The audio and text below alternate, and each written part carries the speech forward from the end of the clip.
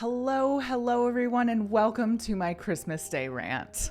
I am uploading this video on December 25th, and if you celebrate Christmas, Merry Christmas, and if you don't, Happy Holidays to you all the same. So my rant today has absolutely nothing to do with the holidays, and more to do with wanting to kind of talk about things that I have learned as I have gotten deeper and deeper into this very niche side of cycling and bikepacking. So I put the juiciest first, so let's just dive in. And that first thing is, I wish that I had not built up a bike without knowing exactly what I wanted. So a little under 2 years ago, I decided that I wanted to build up a hardtail. I wanted to dip my toes into single track, but I also wanted to start thinking about doing longer, harder rides and long bike packing excursions. And so what I landed on was a Monet La Roca, and I have a video about this, and I'll put it up here and I'll put it in the description below. And I still have this bike. It's a beautiful bike. It's a steel hardtail. I ride it occasionally. It's really fun. It's a really, really fun ride. But I decided to get this bike essentially on looks alone. It's beautiful. It is beautiful. Those welds are amazing. I just find it super aesthetically pleasing. I don't see a lot of other bikes out there that look like this, and I really love it. However, it isn't the bike that I want it to be.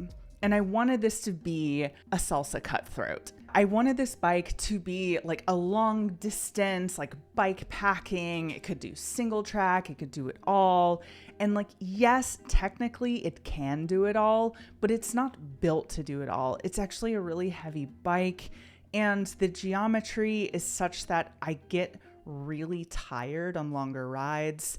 I did a 30-mile ride on this maybe 6 months ago, and by the end of it, I was just like absolutely wiped. And I was exhausted in a way that I wouldn't have been had I been riding a gravel bike or something that's kind of meant for longer rides. So now I have this bike that I'm really not sure what I want to do with it. I might build it into like more of a single track hardtail. I don't know why I said it like this. Build it into like something that is more made for shorter rides on single track, or maybe I might sell it or just sell some of the parts and just like think about it for a little while. However, I have this like really beautiful bike, but I just didn't know what I wanted. And now that I have a lot more experience on single track, now that I have a lot more experience riding longer rides, and now that I have a lot more experience doing a lot of bike packing, this isn't quite the bike for that. I see a lot of people who ride Monet La Roca's bike packing and doing a lot of like really cool stuff on it, but it doesn't necessarily work for my body and the way that I like to ride. I would at some point really like to build up a bike again. I don't know when that will be. I don't know what kind of bike I want to build up. And also right now, everything is so freaking expensive that it's not worth building up a bike. But at some point in the future, I would love to get some kind of custom bike that I have like meticulously chosen all the parts, that I know exactly what they're for. But I thought that I was doing this with the Monet La Roca, and when I built it up from scratch, however, it just isn't what I wanted it to be. And that was a hard and expensive lesson to learn. The next thing that I wish I had known when I started really getting into cycling was the importance of stretching before and after my rides, and just generally taking care of my body, taking care of my muscles and soreness, etc., etc. About 1.5 years ago, I ended up with an overuse injury that was followed by a torn hamstring. The two kind of had something to do with one another, though I didn't tear my hamstring while I was cycling. I was actually doing yoga. It was terrible. Do not recommend torn hamstring. It took like 6 months to heal. But through that experience, I learned through the absolute hardest way possible that if you don't take care of your muscles, if you don't foam roll, if you don't stretch, if you don't have really loose and pliable muscles, if you don't take care of yourself, you are going to get hurt. Well, this may seem really obvious for some people. You might be watching this and thinking like, duh, Hannah, like you have to stretch, you have to foam roll. For me, I never really learned how to do stuff like that. I wasn't an athlete in my 20s. I played basketball when I was a teenager, but like who takes care of themselves when they're a teenager? So I honestly, out of ignorance, didn't really know to do some of that. And I paid for it. I paid for it with 7.5 months not being able to cycle and not being able to do very much at all. So if I could say that one of the biggest lessons I've learned from cycling is to really, really take care of your body. I also have a couple of videos about this that are a little bit older, and I'll put them in the description and up here too if you want to check them out. Akin to that is nutrition. One of the hardest things for me to figure out in these past couple of years is how to eat on my bike without upsetting my stomach. I have learned that I cannot survive on Cliff Bars. Love you, Cliff Bar. Love you to death. But oh my God, it just like Cliff Bars make me so nauseous. Having one is fine, but there was a period of time where I was eating like 4 or 5 Cliff Bars on long rides. Don't do that.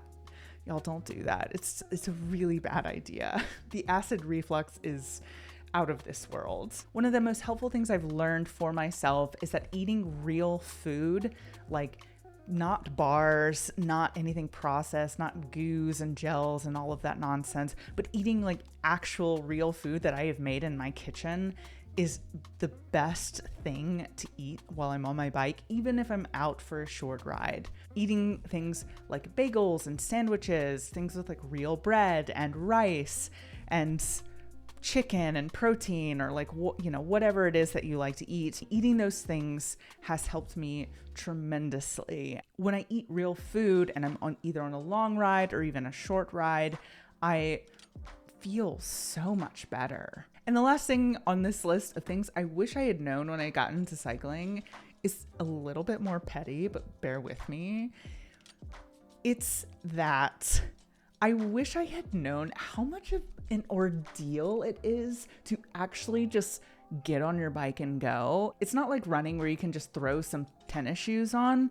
You have to get your helmet, your gloves, your cycling shoes. You gotta grab a snack. You gotta grab your water. You have to grab your GPS. And while like, no, not every single ride, and like, you don't have to like have all of this gear to ride well, but if you do use that, or if you don't know where you're going and you need all of those things, or if it's cold outside, you need tons of layers, my God, it takes forever to just get ready to go out, and it drives me crazy.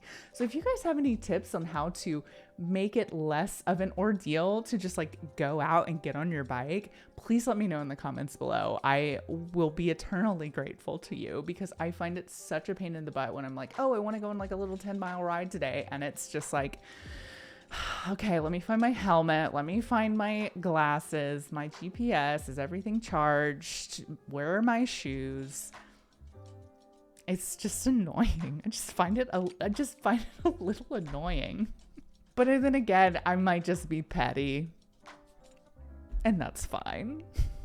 And so this is the video of things that I wish I had known when I started cycling. I hope you found this entertaining, or at least a little bit useful. If you like this content, if you like my channel, please subscribe, hit the like button, leave a comment. It's always wonderful to hear from you guys, and I will see you next week. Oh, and also Merry Christmas again. I hope you guys have a wonderful New Year and a super happy holiday.